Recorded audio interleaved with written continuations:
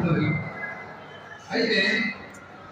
అయితే ఆ separation office ను పోయినసారి జోన్లు ఏం చేసినారు, కొంతమంది సొంత లాభం కోసం స్వలాభం కోసం మార్చేదానికి ప్రయత్నం చేస్తే మేమేం చేసినాము, మనమేం చేసినాము, మన ప్రభుత్వం వచ్చిన తర్వాత అద్భుతమైన కొత్త సపరేషన్ ఆఫీస్ కట్టించిన దాంట్లో పెట్టకుండా మళ్ళా ఊరు బయటికి మార్చడానికి వాళ్ళు ప్రయత్నం చేస్తున్నారు. కాబట్టి ఈరోజు అందరూ కూడా నాయకులందరూ కూడా ఒకసారి మేము సపరేషన్ ఆఫీస్ దగ్గరికి పోయి మరొకసారి కూడా ప్రజల పక్షాన మనం ఉన్నామని చెప్పి తెలియజేస్తూ, రాబోయే కాలంలో మనం తిరిగి వచ్చిన తర్వాత మొట్టమొదటి నిర్ణయాల్లో సపరేషన్ ఆఫీస్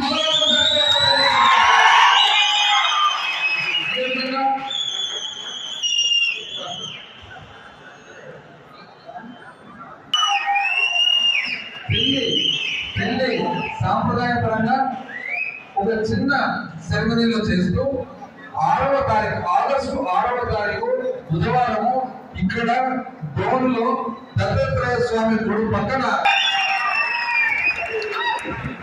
మీరందరూ ఒక 2 నిమిషాల నుండి కోడ్ మనం అందరూ కూడా ఓపెన్ చేయాల్సిన అవసరం ఉంది. కాబట్టి మీరందరూ కూడా పేపర్స్ ఇచ్చేయమని చెప్పండి.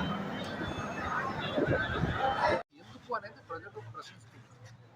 ఇప్పటికైనా కానీ ఈరోజు ఇక్కడ శాసన మండలి సభ్యురాలు శ్రీమతి కల్పలత గారు, జిల్లా పరిషత్ చైర్మన్ గారు బాపిరెడ్డి గారు, సీనియర్ శాసనసభ్యులు రాంభూపాల్ రెడ్డి గారు, మాజీ పార్లమెంట్ సభ్యులు బ్రహ్మానంద రెడ్డి గారు, మేమందరం ఇక్కడికి రావడం జరిగింది.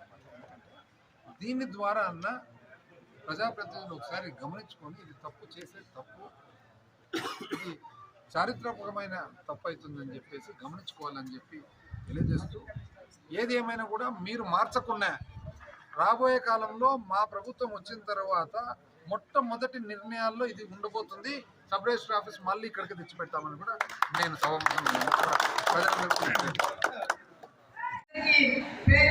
ధన్యవాదాలు తెలుపుకుంటున్నాను. ఈరోజు నిజంగా చెప్పాలంటే ముఖ్యమంత్రి గురించి చెప్పాలంటే చాలా ఉంది. కానీ నేను ప్రత్యేకంగా చూసింది ఏంటంటే, అన్న అసెంబ్లీలో మాట్లాడాడంటే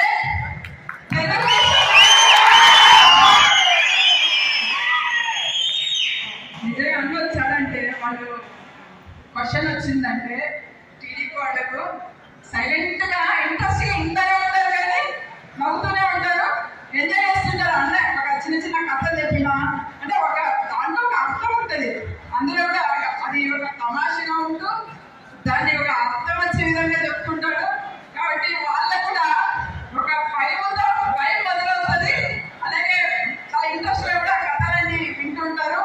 అలాంటి నిజంగా అందరూ మేము ప్రత్యేకంగా 29లో మళ్ళీ మన అందరికి గెలిపించుకొని మళ్ళీ మనం ఇదిగా చూసుకుంటాము. అలాగే ఈరోజు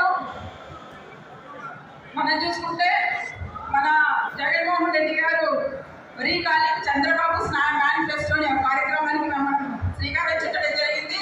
ఏదైతే చంద్రబాబు నాయుడు గారు అధికారంలోకి రావడానికి అనేకమైన అబద్ధాలు చెప్పి ఈరోజు అధికారం రావడం జరిగింది. అదే జగన్మోహన్ రెడ్డి గారు గతంలో చూసుకుంటే ఏదైతే మనకు హామీ ఇచ్చారో ఇచ్చిన